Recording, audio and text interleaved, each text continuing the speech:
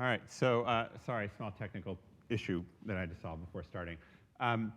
Today we're really going to dive into linear programming. We started looking at that yesterday, last lecture, where we talked about the general problem.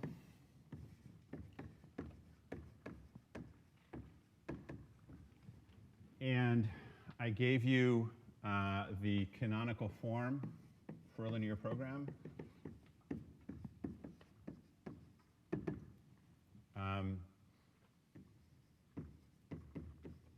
Where you try to maximize some objective function where you have a collection of upper bounding linear inequalities. I also told you about the alternative standard form where you try to minimize an objective function subject to a bunch of equality constraints and non-negativity constraints on the variables.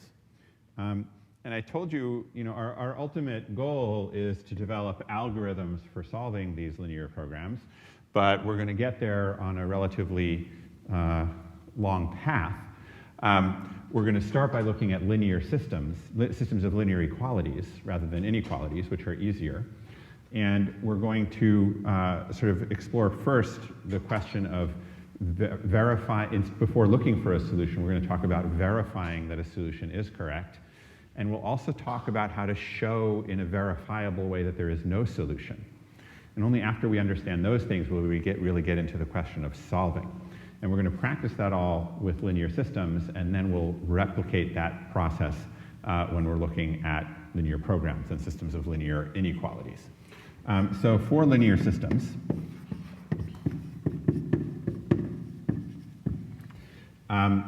we said let's start with the special case of a square matrix. And then I gave you a collection, thanks Michael, I gave you a collection of equivalent statements that characterize when a formulation AX equals B has a solution. Right? And it essentially all boils down to having that there's a unique solution if and only if the square matrix A is invertible. Right? And we know from preschool that you can find it using Gaussian elimination.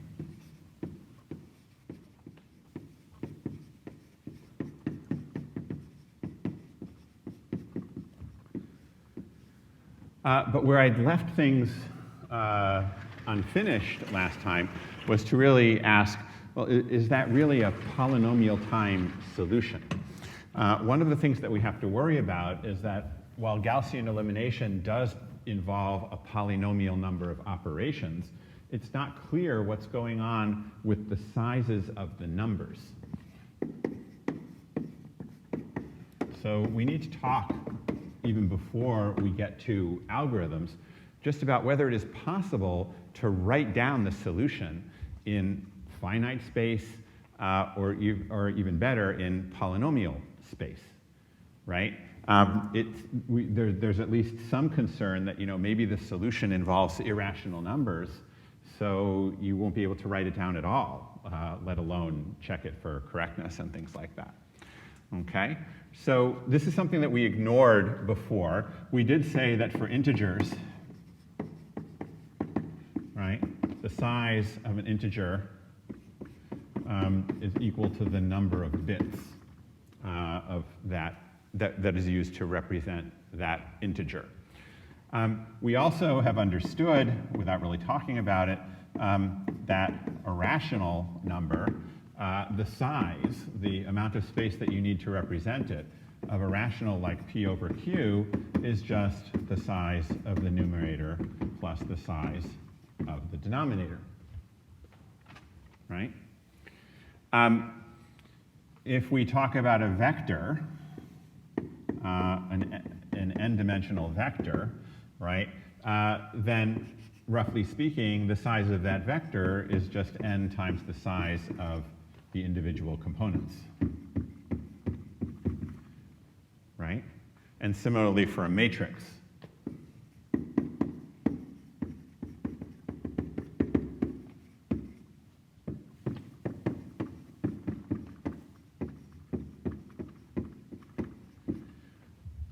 Right? Now, we can also think about operations that we perform, right? So if we multiply two numbers, then if you think about it, the number of bits that you're going to need to represent the answer is at most the sum of the number of bits in the two numbers. Similarly for division, right? Adding and subtracting, the size doesn't really change, right? If you add two numbers of the same size, then then it costs you only one more bit. So the size just increases by one.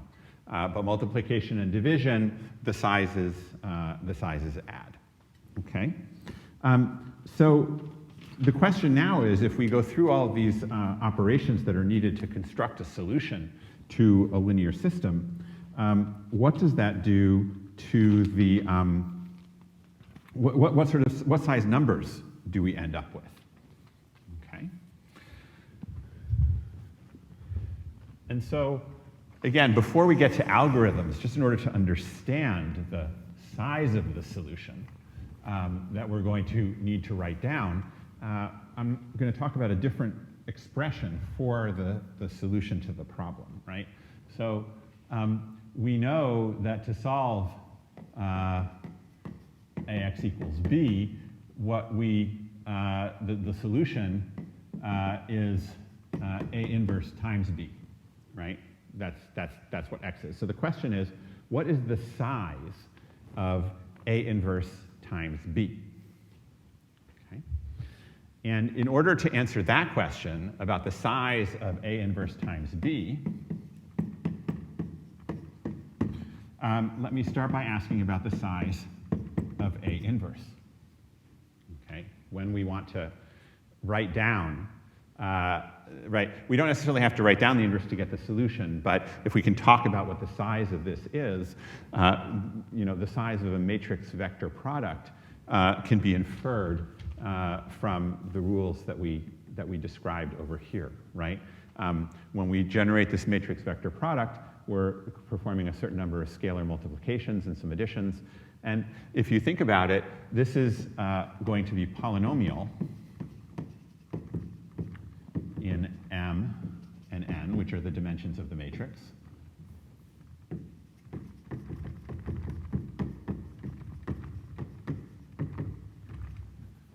And also in the sizes of the components.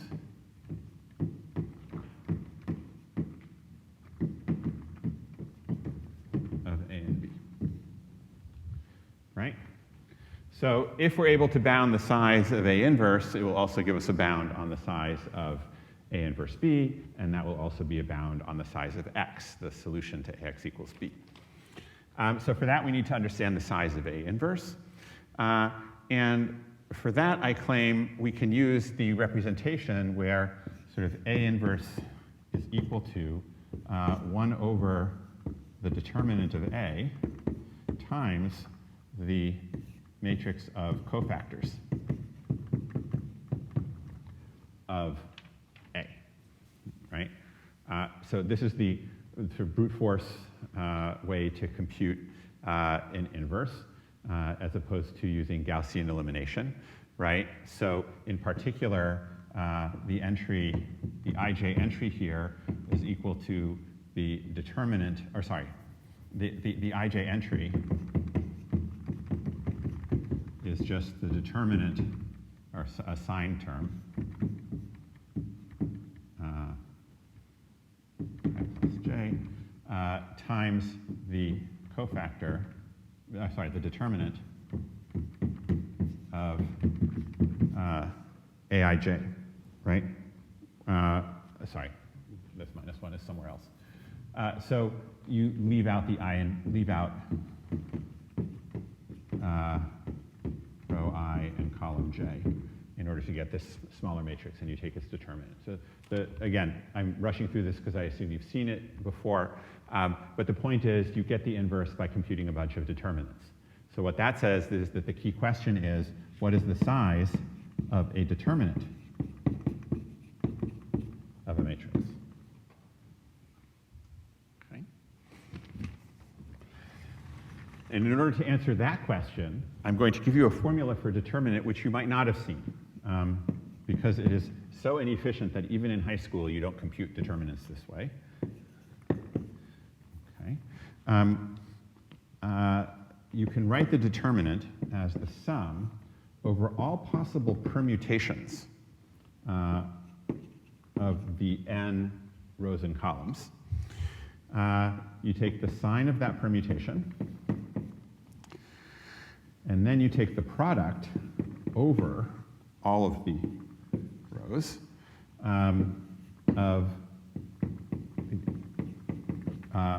so essentially, you're making a matching between the rows and the columns, right? For each one row, you pick one column, so that each column is picked at most once. That defines that's the permutation that you're creating on the numbers from 1 to n. And then you multiply those n numbers that you have selected, one per row and one per column, and you get one term. And now you do this for all the different permutations that exist. Okay? So how many terms are there in this summation?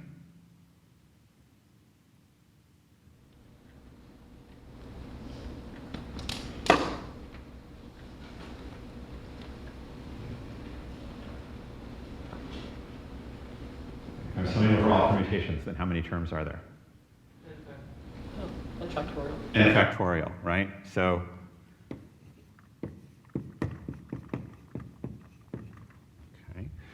so we have n factorial terms, and each of the terms is what? It's a product of n numbers from the matrix, right? So if we're thinking about the sizes, the size of one of these terms is the size of a product of n numbers. So what is the size of that product? And again, sizes here is just the number of bits that you need to represent it. Yeah? Is the most n times the size. Right. So n times the size of the numbers in the matrix, right? So we have a bunch of these numbers, and then we add n factorial of those numbers. What does that do to the size of the resulting number? Yes? Multiply by log of n factorial. Well, so that's an interesting question, right? When you add numbers, does it multiply? Multiply by log of n factorial. I don't think that's quite what happens, right? You're multiplying the number of, sorry, you have n factorial terms. So the value of the number that you get is n factorial times the value of this number. But does that mean that the size is the log of n factorial times the value of this number? Not quite. Yeah? So it's plus log n factorial. It's plus. Exactly. So we have a number here, and we're essentially multiplying it by n factorial. But the number of bits that we need is the log of the value. So it's the log of n factorial times the number here. And so the total size is the log of n factorial plus the log of what's here, which is also the size of what's here. So the size of the whole thing is the log of n factorial plus the size, or I should say just the size of the number n factorial plus the size of the individual terms. Now, what is the size of n factorial? Well, it's the log of n factorial. And what's the log of n factorial, roughly speaking? 6042? Yeah. Yeah, exactly. So the size of n factorial is about its log, which is n log n, plus the size of the individual numbers in the matrix. Okay. And so what's critical here is that the number that you get out for the determinant has size that is polynomial in the sizes of the starting numbers and the size of the matrix. So it's a polynomial size output. Okay. Now, when you compute the inverse, you're computing the determinant of A and also the determinant of all of these cofactor matrices, but they're just smaller. So all of these numbers are also of size at most n log n plus the size of the original numbers, right? Sorry, there's an n here because we are multiplying n of them together. Right? And so that means that the A inverse matrix is going to involve a bunch of rational numbers that are each of polynomial size, which means that the entire determinant is going to be of polynomial size. And that means that when we take that polynomial size determinant and we multiply it by this polynomial size vector b, we end up with a polynomial size solution A inverse b. And so that finally confirms that the size of the solution is polynomial in the input. And again, this is the size, the number of bits that you need for this solution, not the value of the solution. The numbers might be exponentially small. They might have n factorials in them, but you only need a polynomial number of bits to write them down. Question? What is the size of So a permutation is going to be odd or even, depending on how many inversions you need to create that permutation. If you think about it, you can turn any permutation into another permutation by swapping pairs of numbers in the list. And the number of swaps is going to be either even or odd. And the sign is going to be plus or minus 1, depending on whether it is an even permutation or an odd permutation. Actually, I should probably write it like this, minus 1 to the sign of the permutation, just to be clear, right? So essentially, you're either, you either get plus or minus 1 here, so you're adding some terms and subtracting some other terms. Okay. So that resolves our first worry, that we need to be able to write the solution down. We can write the solution down. Okay. Now, just because you can write it down, that doesn't guarantee that every algorithm that produces that solution is going to work with all of its intermediate numbers also being numbers that you can write down. And this is something that's not obvious with Gaussian elimination, right? Because as you do Gaussian elimination, you perform various products and and quotients, right? And you do chains of these. And again, each time you compute a product, you may be doubling the size of the numbers, right? And you do a polynomial number of these products. So you might be doing a polynomial number of doublings of size, right? Which could end you up with apparently an exponential size of number. It turns out that if you're careful in your analysis of Gaussian elimination, and if you sort of think of everything, if you start by getting rid of by turning everything into integers, right? You push out all the least common denominators and make everything into integers in the matrix. Then you can argue that Gaussian elimination is not going to create these giant integers, but that all of the integers will be bounded, and you will end up with a polynomial size solution. But I'm not going to take the time to prove that to you because we're not going to be relying on it in any deep way. Okay? All right, so that's our first sort of milestone, is knowing that we can write down the solution in polynomial space. Okay. Next question. What if A is not square? Okay. Again, this is something that you probably didn't do much with in school before, because it's just very natural when you're working with linear systems to use square matrices where there's a unique solution and so on and so forth. But in linear programming, you're very frequently faced with a matrix that's not square, right? In particular, you may have a tremendous number of constraints on a relatively small number of variables. Right? This is something that happens actually in the maximum flow problem. Right? There are so many different constraints going on, even though there's only one variable per edge, right? And so we have to understand what happens in the case of non-square matrices, okay?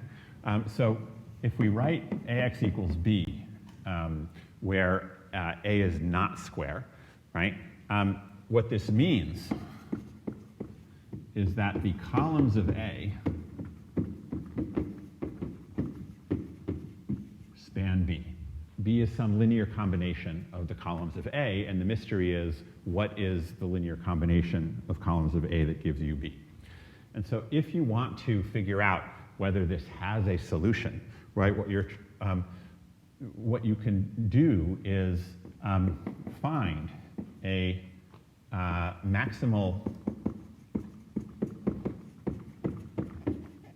linearly independent set of columns of A.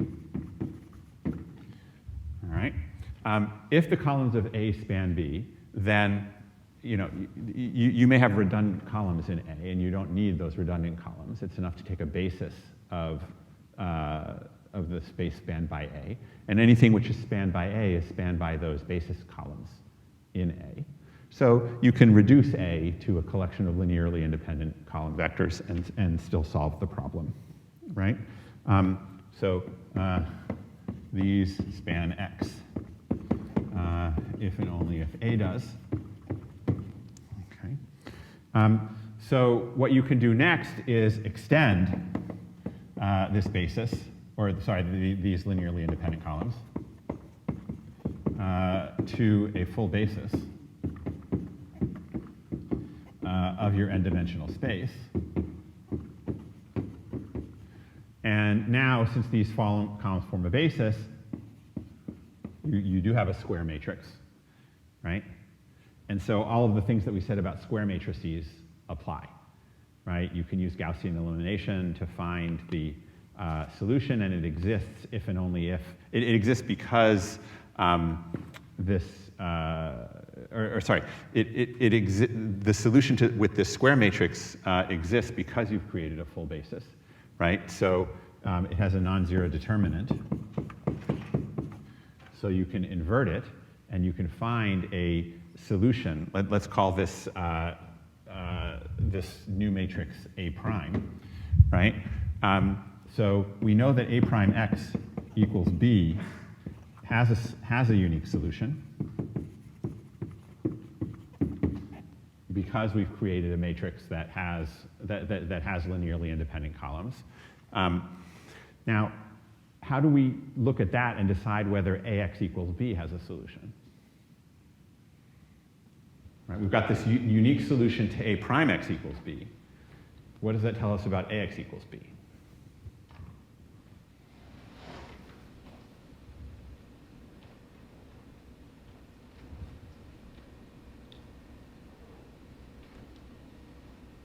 I mean, does the fact that A prime X equals B has a solution tell us that right away AX equals B has a solution?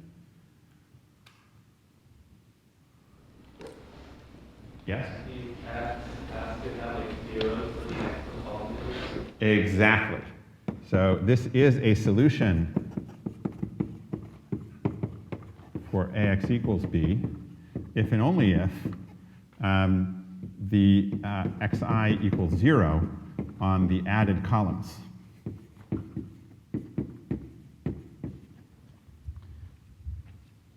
Okay? Right? Because, right, any solution to AX equals B, right? If you have a solution here, this is the only solution that can be a solution to AX equals B, right? Because it still has the columns of A in here that span. But if any of the added columns are non-zero, you can't get yourself, right? You're stuck, right? You can't only get you can't get a solution with AX equals B. Okay. So that's the story for non-square matrices. Okay. So now we have a good story for the existence of a solution and the fact that we can write it down, and these two things together mean that at least if somebody can show us that there is a solution, right? If I'm given ax equals b, they can figure out the answer. They can say, here's x, and now I can very quickly check, is this the correct answer to ax equals b? It will only take me polynomial time, and it doesn't take me any sophisticated algorithms because I just need to perform the matrix multiplication and check the answer. Okay? Now let me ask something more challenging. Suppose that I give you ax equals b and there's no solution. How do you convince me that this ax equals b is not solvable? Okay? Can you do something that's as simple as giving me, right? It's a little bit counterintuitive, right? Here, to say that there is a solution, I just have to show it to you, and then it's easy to check. How do I make a convincing argument that there's no solution? I mean, I could tell you that I went away and thought really hard and couldn't find a solution. But, you know, the person I'm complaining to might say, well, you didn't think hard enough, or you made a mistake in your calculations or something. So how do you provide a checkable proof that can be verified easily that there is no solution?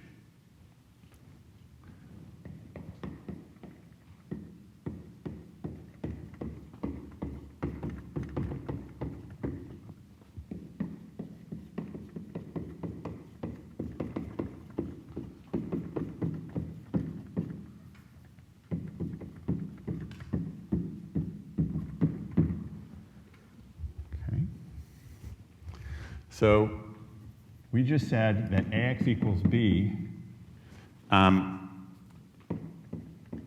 has a witness x for a solution. Right? To prove there is a solution, I just give you the solution, and that witnesses the existence of a solution. But how do I find a witness for not having a solution? Well, we're going to go back to what we just said over here. Right? This is saying we want the columns of A to span B. So if we want to prove that there is no solution, we need to prove that the columns of A do not span B. So how do we prove that the columns of A don't span B? Well, let's look at the 2D version of this. Okay? So the 2D problem of asking about whether ax equals b. Ax is a subspace, right? And of course, if it's a two-dimensional subspace, then everything is spanned. That's not interesting, right?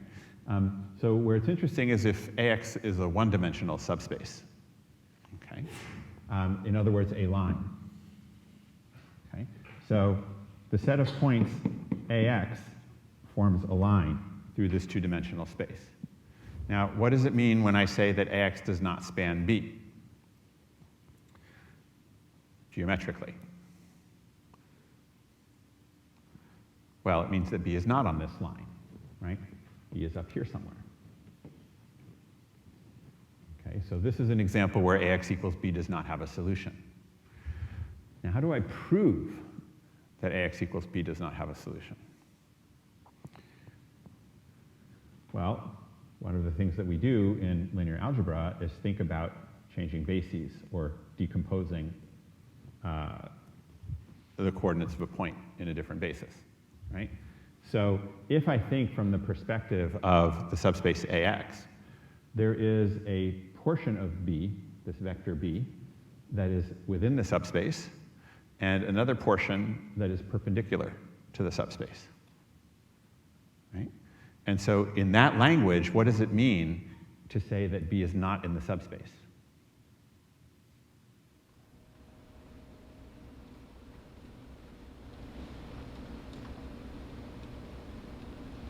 Yes? B is a non-zero perpendicular. Exactly. Right? So the way to know that B is not in the subspace is to say that the part of B that is perpendicular to the subspace is not zero. Okay.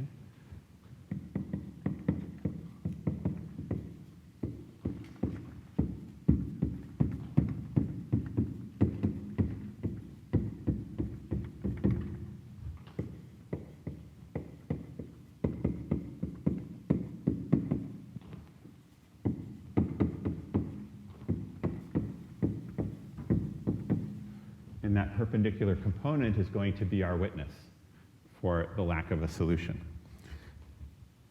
So the lemma is that there is no solution to ax equals b if and only if there exists a y such that ya is equal to 0, but yb is not equal to 0. Okay. And this is in full generality. This is not just for two-dimensional systems. This is for any dimensionality. Okay.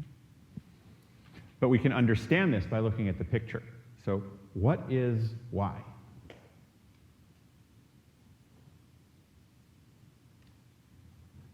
Where in this picture that I drew can I find y?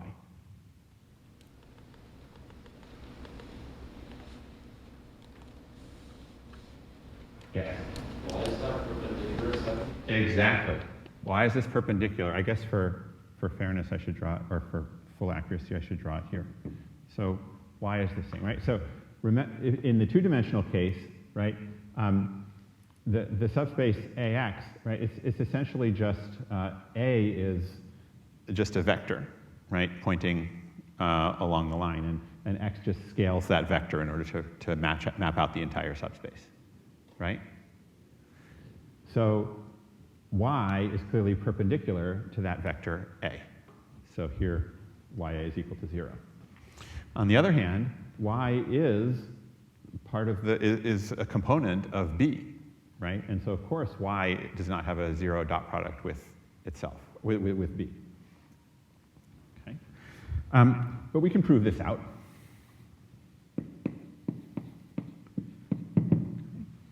Actually, let me use another board for the proof so I don't get squashed.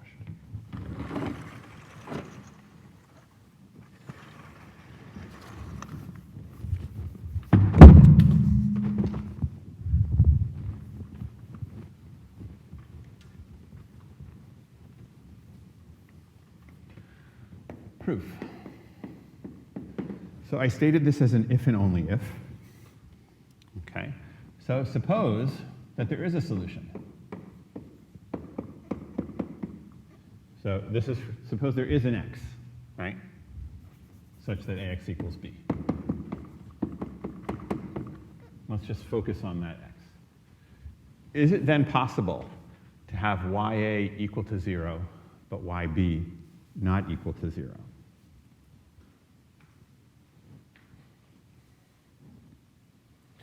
Well, what's yb if ax is equal to b?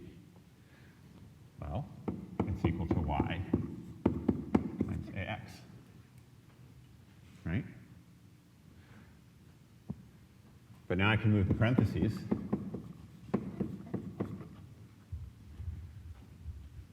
Right?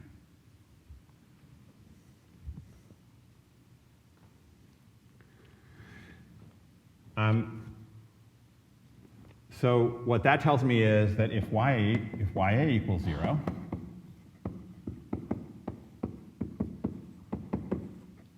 then yb equals 0. Right? So you can't have ya equal to 0, but yb not equal to 0 if A spans B. So now let's look in the other direction. Okay. Let's suppose that there is no solution. Then as we said, it means the columns of A don't span B.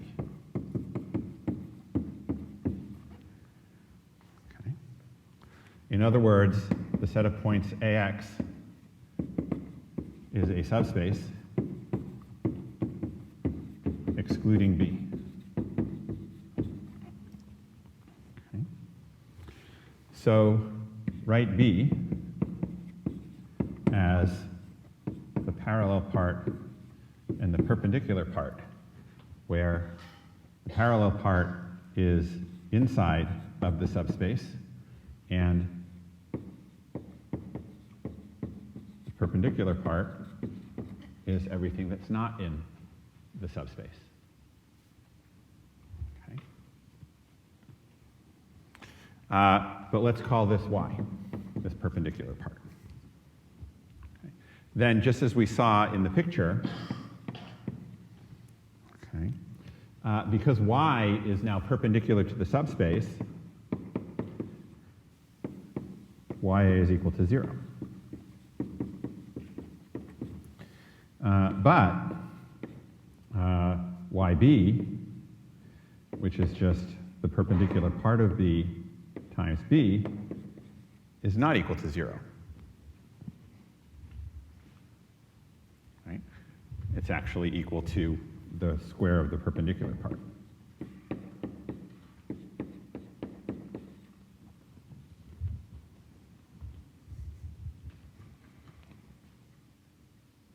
And so that completes the proof in both directions.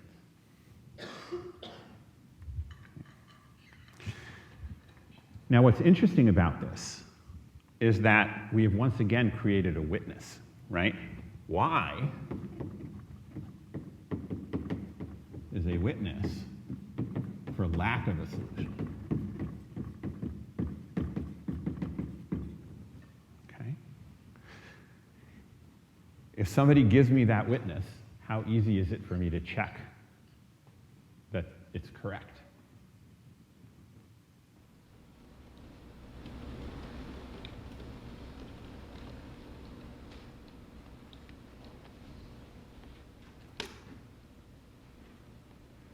Yeah? You just do a matrix vector multiplication and a vector vector. Right. To check it, you compute YA and YB, and you compare them. So checking for non-solvability is just like checking for solvability. It's just, you just have to do a matrix product. How about finding the witness? How hard is that?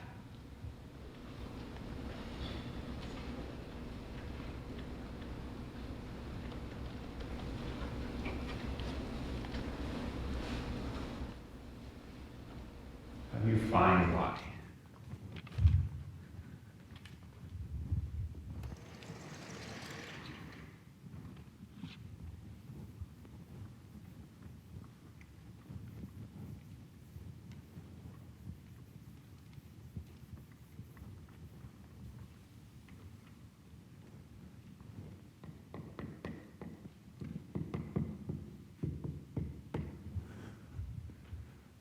Yeah? Can you just project B onto A? F? Good. So if you know linear algebra, you can talk about projections and things, right? Like I said, I missed that week in freshman year.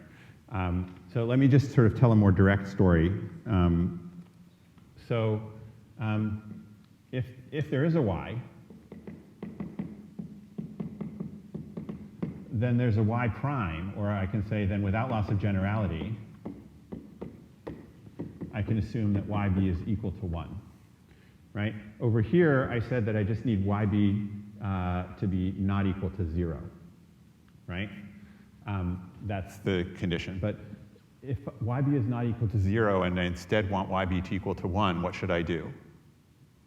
I'll just scale y, right? If yb is a half, then I'll just double y. And it'll still be the case that ya is equal to 0, but now yb will be equal to 1. Okay? So what I want is a solution such that yb equals 1, and also ya is equal to 0. Okay? Now, what sort of problem do I need to solve in order to find a y that satisfies these constraints?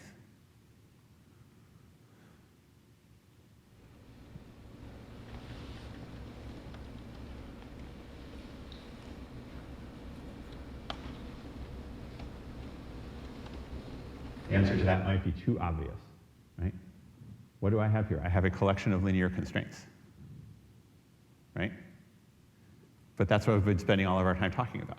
This is just another collection of linear constraints, right? I can rewrite this as essentially I have my constraints ya equals 0, which are, sorry, let me put these together and say what this is basically asking is that y times the A matrix and also I'm adding a new column.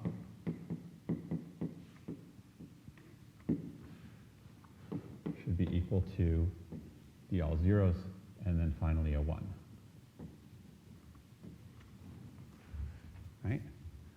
So in order to prove that my original linear system has no solution, I need to find a solution to this slightly different linear system. Where basically I've just transposed it, but I added one constraint. Okay. Now this linear system is called the dual linear system to the original primal linear system.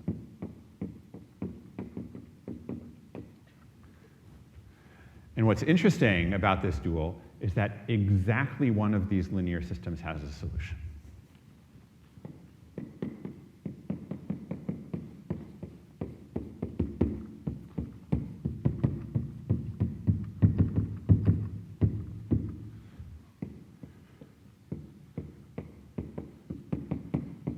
Right? That's what this lemma over here says. Okay? If there's no solution to the primal linear system, the lemma says that there is a solution to the dual linear system. But it's an if and only if lemma. So in contrast, if there is no solution to the dual linear system, then there must be a solution to the primal linear system. Okay. And so this is our first beautiful application of duality. Okay, we constructed this dual, and it provides a simple and efficient way to verify that there is no solution to the primal. It also tells you how to actually construct that, that witness for the lack of solution of the primal. Is that clear?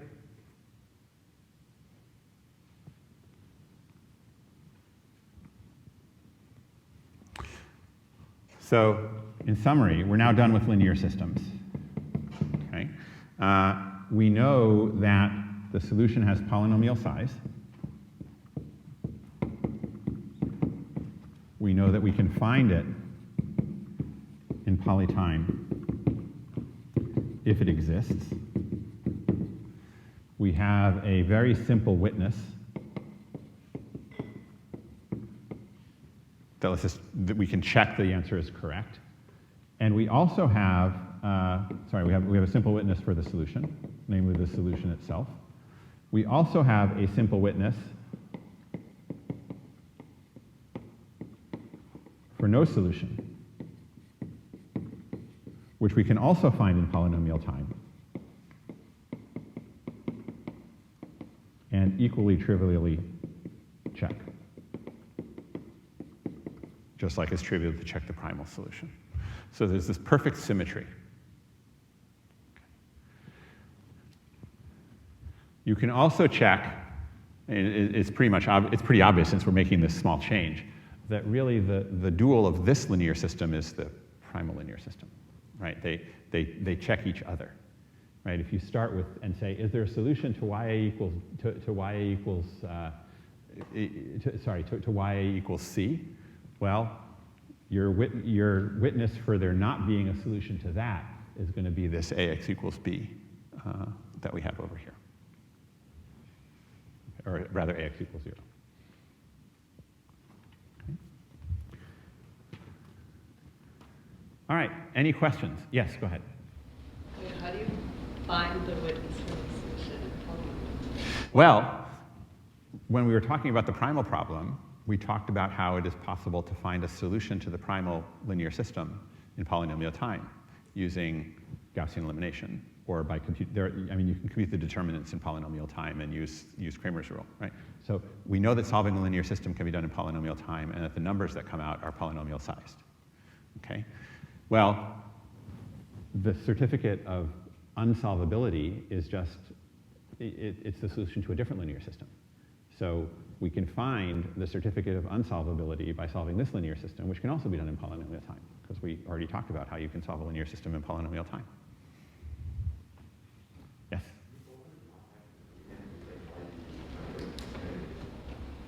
Sorry, this part? Yeah, exactly. So what we've done here is we've said, we've got this subspace.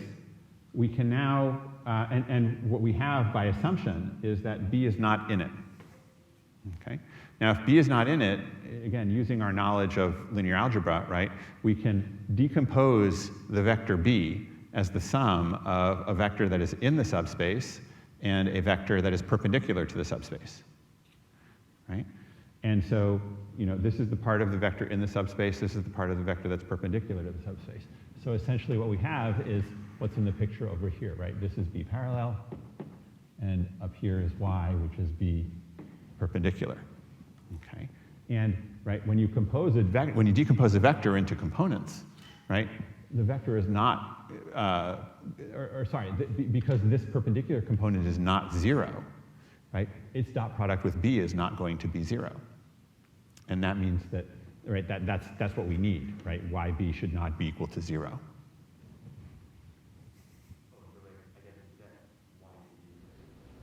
Exactly. We set y here to be equal to B perpendicular, and that gives us the solution. Other questions?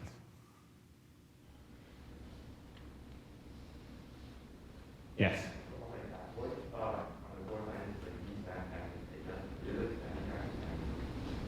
Sorry.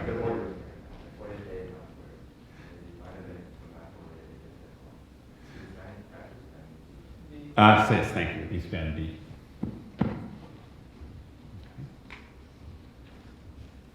Good. Other questions? All right. So I want to point out, it seems like we're almost all the way there, because we now have a complete story for dealing with AX equals B, and at least in standard form, right, the only extra constraint that we need to deal with is that in our, right, this is also saying we want to find we want A to be a linear combination, sorry, we want B to be spanned by A, right? We want B to be a linear combination of the columns of A. The only constraint that we're adding is that all the coefficients of linear combination should be non-negative, right? Seems like a tiny little restriction, but we're going to have to spend an extra week to figure out how to deal with those non-negativity constraints. Okay.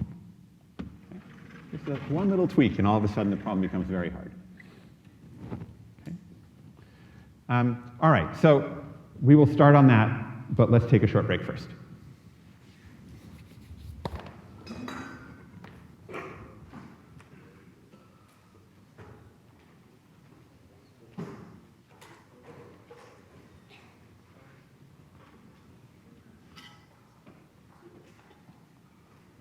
Now we're going to start looking at linear inequalities, and you can look at this as an algebraic, it is an algebraic problem, but I find that I get a lot more insight by thinking about the geometry that's represented here.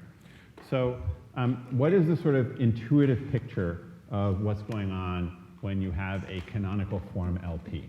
Okay. So that says, YA is greater than or equal to C. Right? And so each of those constraints is a half space, right? And you're intersecting a whole bunch of half spaces. So in the canonical form, you're essentially drawing a bunch of constraints, right? These are the YA less than or equal to C constraints, right? And then you have some objective function B, which points in a particular direction. And you're trying to maximize that objective function, which essentially means you want to move as far as possible in that direction, right? The standard form, algebraically, we've shown that these are equivalent, but to my mind, there's a different picture going on with the standard form. In the standard form, this is harder to draw because you need at least 3 dimensions for it to be interesting. But here are my x, y, and z directions.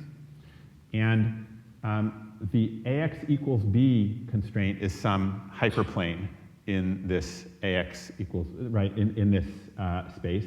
So I can draw how that hyperplane intersects with the different axes. And in fact, the x greater than or equal to 0 restriction is demanding that your solution be in the positive orthant, right? So all, in this case, x, y, and z need to be non-negative. So you have what's called a simplex, right? You basically end up with this little triangular shaped piece, which is the part of the entire ax equals b plane that intersects the positive orthant, right? And so the solution has to be on this hyperplane, and now you're trying to minimize Cx within this bounded region. Okay? So that sort of is the intuition for standard form. So now let me just add some vocabulary. These intersections of half spaces are what are known as a polytope.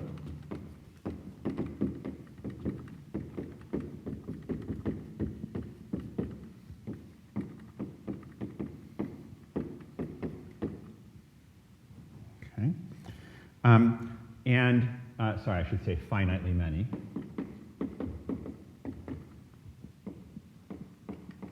If you intersect an infinite number of half spaces, you can get a sphere, for example. You can get curvy things, right? But with finite, you get flat sides in your polytope. And again, the intuition for the canonical form is that you have this full-dimensional polytope that occupies the volume, right? In fact, your canonical form can have 2 half spaces that are opposite of each other, in which case the feasible region is only a hyperplane and has 0 volume. But for intuition, it's often, you can often just think about imagine the full volume region, right? So ax equals b with x greater than or equal to 0 is also a polytope, but it's not full dimensional. Sort of, we're intentionally making it flat. We say the polytope is bounded if it fits inside some finite box. Basically, the polytope is bounded if all of the coordinates of all of the points in the polytope are bounded by some maximum number. Okay. You'll notice that either of these formulations define a space which is convex, right? If 2 points x and y are in the polytope, then any convex combination of the points is also inside of the polytope. Or to put it another way, if you take any 2 points, then the whole line segment that connects them is still inside of the polytope. Okay? And this follows from the fact that the polytope is an intersection of half spaces. Each half space is convex, and the intersection of convex spaces is always convex. Okay?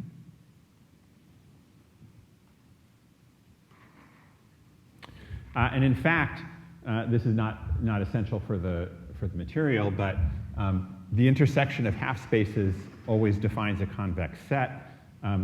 Every convex set can be defined as the intersection of half spaces. You just intersect all the half spaces that contain that convex set, and what you'll get is the convex set. But if the convex set is curvy, like a sphere, you'll need to intersect infinitely many half spaces in order to create that space. So now that we have these pictures, we can, again, we're starting at the beginning and just asking about what can we understand about the solution? What are the characteristics of the solution? And so one really obvious question looking at these pictures is where in these pictures might we, and let's focus on the canonical form, where in the canonical form picture might the optimum, might the solution be? Where is the optimum to the linear program going to be found? Can it be anywhere in the polytope? Yeah? It should probably be on the boundary. Right. So the claim is that the optimum to any objective function, except 0, which doesn't care, right? But if your objective function is not the 0 function, the optimum is going to be somewhere on the boundary of the polytope. In fact, I can say more than that. Somebody strengthen that claim a little bit? Yes? It should be at one of the vertices. Good. The claim is that it's going to be at one of the vertices of the polytope. Okay? There might be other solutions not on the vertex, on a vertex, but there's always a solution on a vertex. But in order to formalize that, we have to do some definitions, right?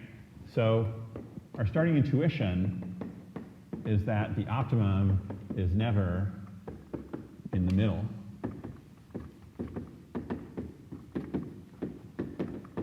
of the polytope.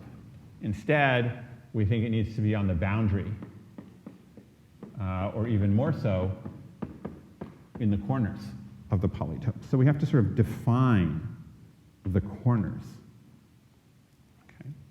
It turns out that there are 3 different definitions that seem plausible for what a corner is.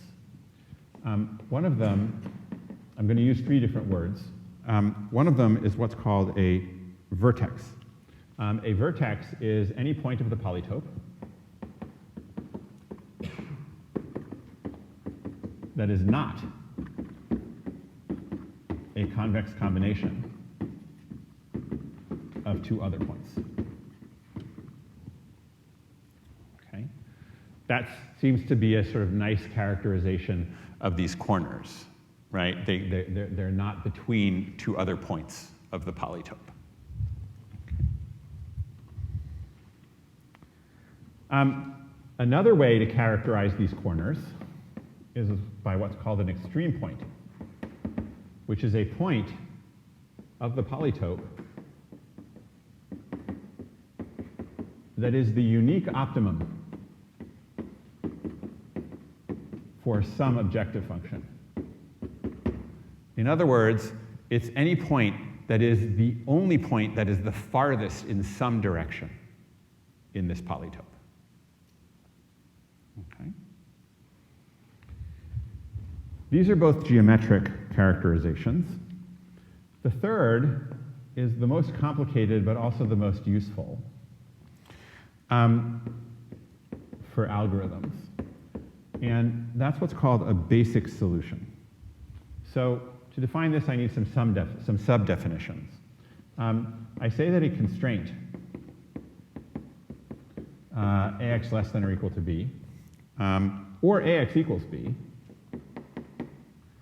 is tight for x if, in fact, ax equals b. Okay? So if you have an equality constraint, then an x that satisfies it is always satisfying. It's always tight if it's satisfied. However, an inequality constraint can be slack, right? Ax can be less than b. But if it's equal to b, we say that constraint is tight for x. Okay? And now we say that for an n-dimensional linear program, that is one where the vector x has n coordinates, we call a point x basic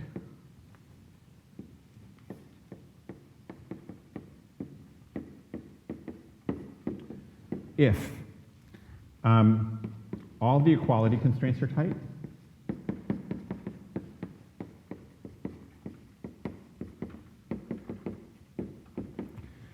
and also n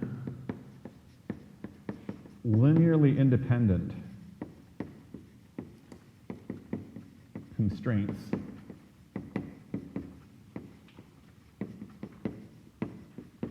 are tight.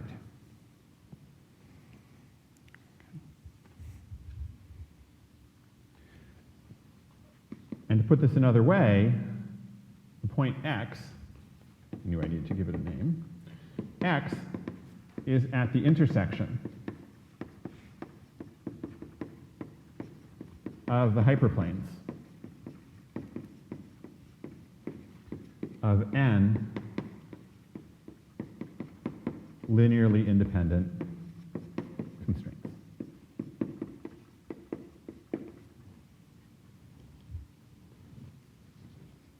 Okay. And so, again, if we go back to our picture, right, these points, what we think of as the corners, right, each of these corners is at the intersection of two linearly independent hyperplanes. Okay. Why the linearly independent condition? Well, if some of the constraints are dependent on the others, they're kind of irrelevant and redundant, right? As soon as you satisfy some of them, you'll satisfy the other ones as well. So it doesn't give you any additional information. On the other hand, what do we know if we have n linearly independent constraints? We know that the solution, the point that satisfies all of them, is unique, right? This is the system of n linearly independent equalities, yielding a unique solution. Okay. So again, each of these is sort of a plausible description of where we think the optima are. And fortunately, it turns out that these three things are actually all equivalent.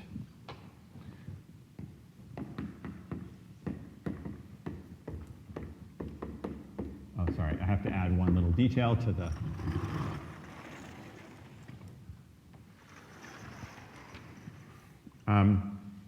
a basic feasible solution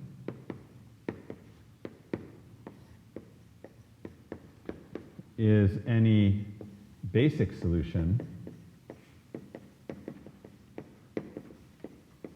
that is also what? Yeah? Feasible. Okay.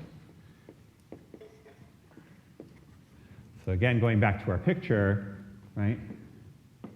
This point, this is a basic solution because it's the intersection of two linearly independent constraints, but it's not feasible. It's not in the polytope, so it's not interesting. Okay, so we're going to talk about basic feasible solutions. And so now we're done with data structures.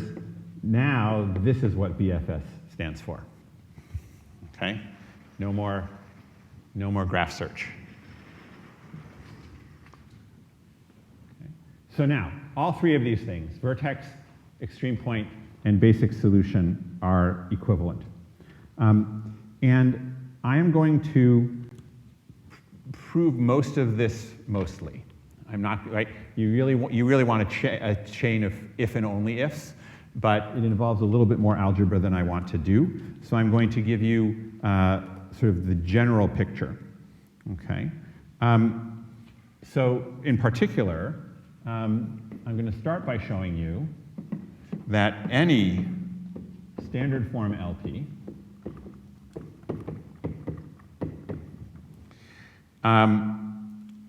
which means AX equals B, min CX, such that AX equals B and X greater than or equal to 0, with an optimum, has one at a basic feasible solution.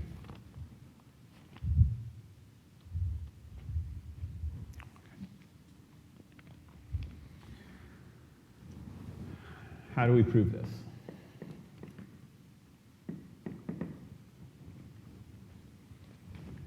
And again, hopefully people agree, even though I haven't shown that all these are equivalent yet, at least if you look at the definition of a basic feasible solution, it's the intersection of n-type constraints, right?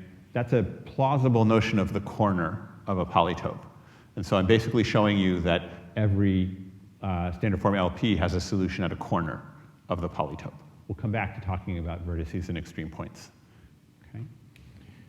So how do we prove this?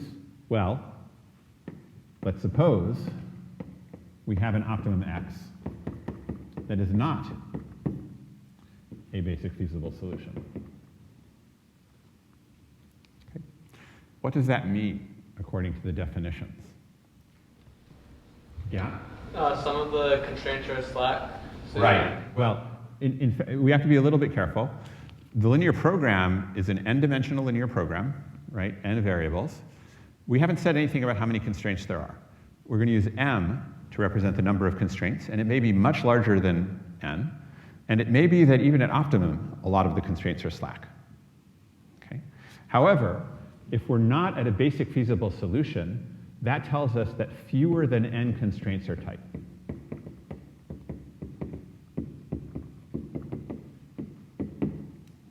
X is clearly feasible, because it's an optimum, but there are fewer than n tight constraints.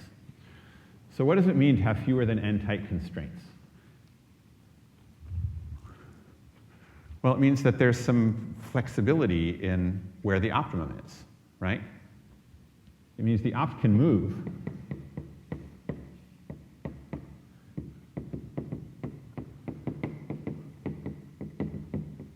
without violating constraints, these constraints.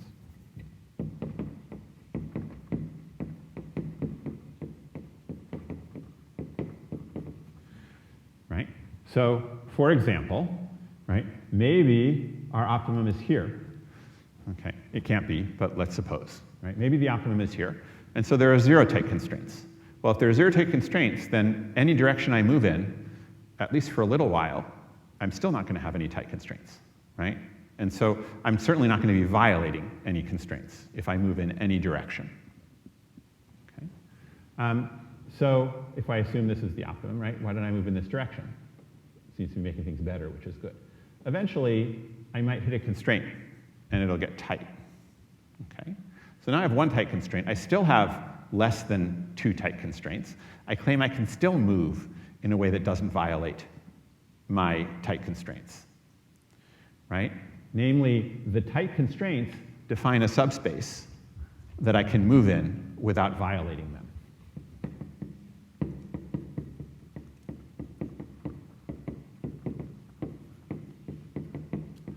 And because I have fewer than n tight constraints, I have at least one dimension of freedom.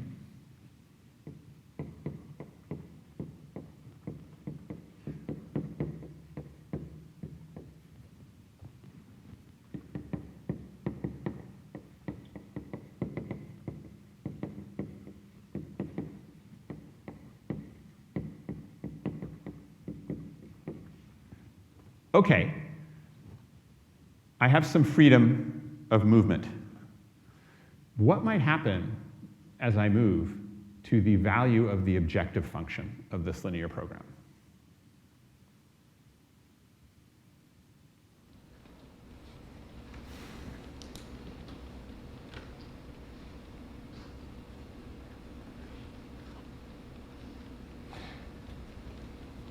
Can it go up?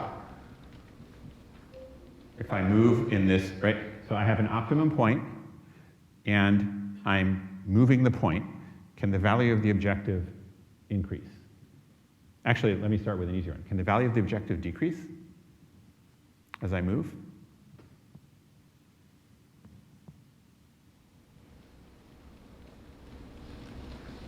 I see some disagreement.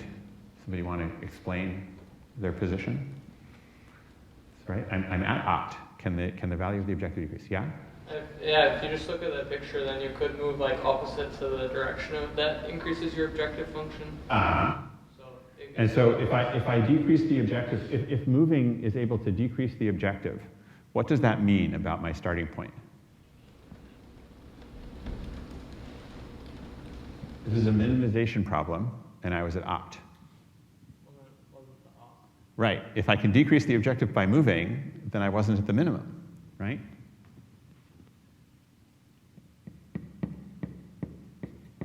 X is optimum, minimal. So moving cannot decrease the objective.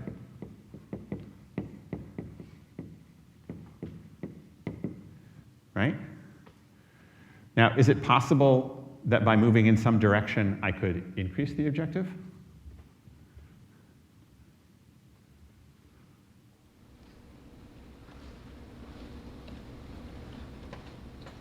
So suppose that moving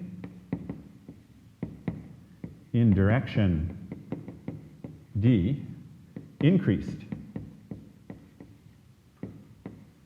the objective and stayed in the subspace.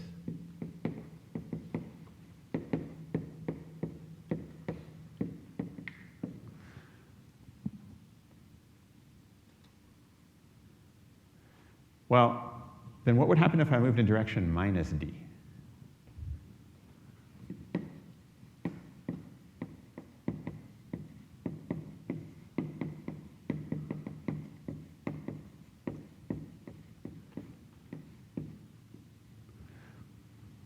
If moving in direction D stays in the subspace and increases the objective, what happens if I move in direction minus D?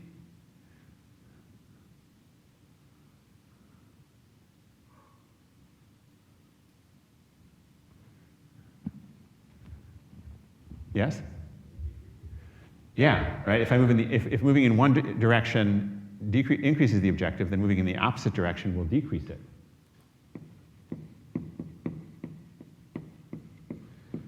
So that's also impossible.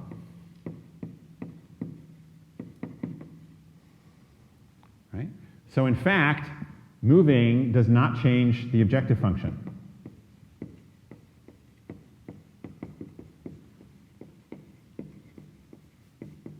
As long as I stay in this subspace.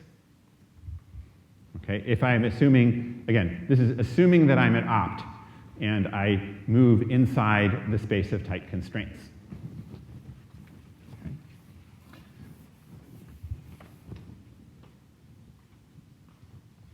So now,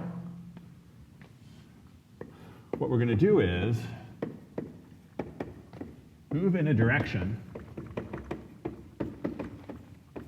Sorry, let me say it a different way.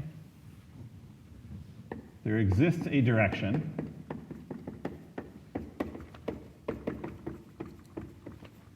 that changes some xi, right? I mean, the xi's are the coordinates of our vector, and so when we move, one of them has to change, right?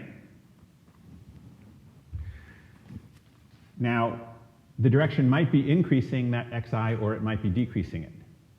But if it's increasing it, let's move in the opposite direction.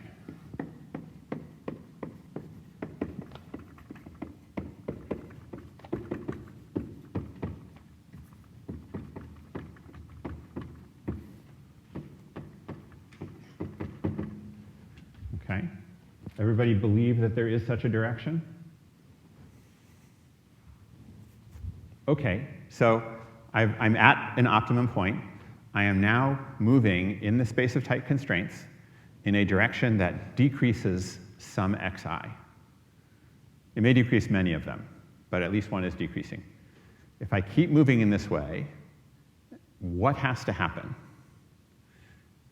And remember, I'm talking about a standard form linear program here, where the constraints are that ax equals b and x is greater than or equal to 0. So if I keep decreasing some of the xi's, what eventually happens?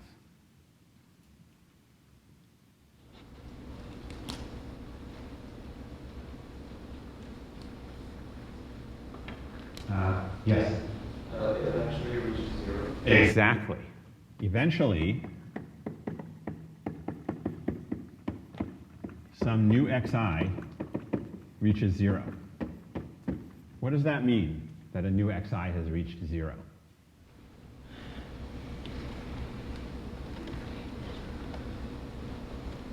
Yeah? We've just tightened the constraint. I have a new tight constraint.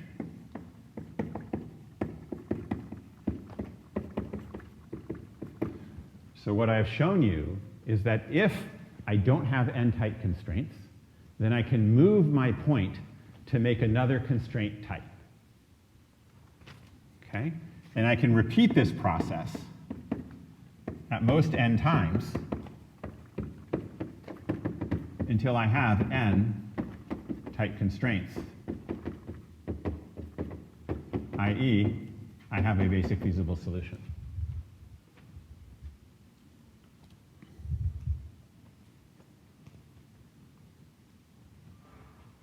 Clear? So again, the picture here is very straightforward, right? Essentially what we're doing is if we have an optimum that is not at a corner, right? The optimum literally cannot be in the center with no tight constraints, but the optimum could be on a face of the polytope. And we can move along that face until we hit another constraint. Now we have two tight constraints, and we can move through their intersection until we hit another tight constraint, and so on. Okay? And eventually we end up with n-tight constraints. Now, just to finish up, why did I argue that, why did I assume a basic feasible solution? Well, this is technically not true. Why did I assume standard form? This is technically not true in canonical form. Okay? In canonical form, if I look at a linear program such as minimizing 0x plus 1 times y under the maximizing under the constraint that y should be less than or equal to 1. Okay? This is a canonical form linear program. It has a linear objective and one inequality constraint, so it's valid. But if you draw the picture of it, right, the only constraint is here, right? And your objective function is trying to go up, right? And so the entire ceiling is optimum points, right? But none of them is a corner because there's only one constraint. You don't have any corners. Okay. But what does hold is that any bounded linear program has its optimum, has at least one optimum at a basic feasible solution. Okay. What makes this a counterexample is that the LP goes on forever, right? If the LP were bounded, then we could do the trick that I described, where we start where we're tight and we move within the tight constraints until we hit another one. And if the LP is bounded, you know you can't move forever, right? Because that would make the LP unbounded. So eventually you'll hit another tight constraint and you can again repeat this process. Okay? So any bounded linear program, and in particular any standard form linear program, has an optimum at a basic feasible solution. And if you think about it, I mean, I said suppose that you start at the optimum, but if you start at a non-optimum point and apply this procedure, you can get to another point that is at a corner and is at least as good in terms of its objective value. Right? We can always choose to move in the direction that does not make our objective worse. And so we'll end up at a corner, and it'll be at a corner with just as good an objective. Okay? So that's our first characterization of what the solutions, what the optima are for a linear program, is that they have to be at these corners, at these basic feasible solutions. On Friday, we'll look in more detail at the structure of these solutions, and we'll start talking about how to find them and also about how to prove where there aren't any. Right? Just as we did for linear systems, showing when there is not a good solution to a linear program. That will be our focus on Friday. See you then. Oh, sorry, a question. Doesn't that ignore the possibility that when you're trying to show that if you choose another direction and you move it and it increases the objective, well, then you show that it's a compulsive because it moves in the opposite direction in that case. Yes. If moving in the opposite direction, like it would violate. Well, remember that our set of tight constraints forms a subspace, right? And a subspace, like if you can move in one direction, you can also, right, the subspace is linear. So if you can move in direction D, you can also, right, if D is in the subspace, then minus D is also in the subspace.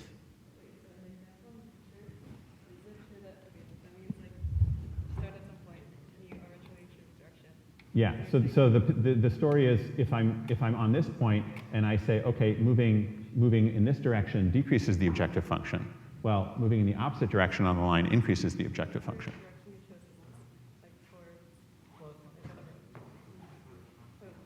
Right, but the point is that in either direction I will eventually hit another constraint, but in neither direction do I immediately hit another constraint. In the subspace, that's right. Okay. Other questions? All right, then I'll see you Friday. And look for a problem set to be posted sometime tonight or tomorrow morning.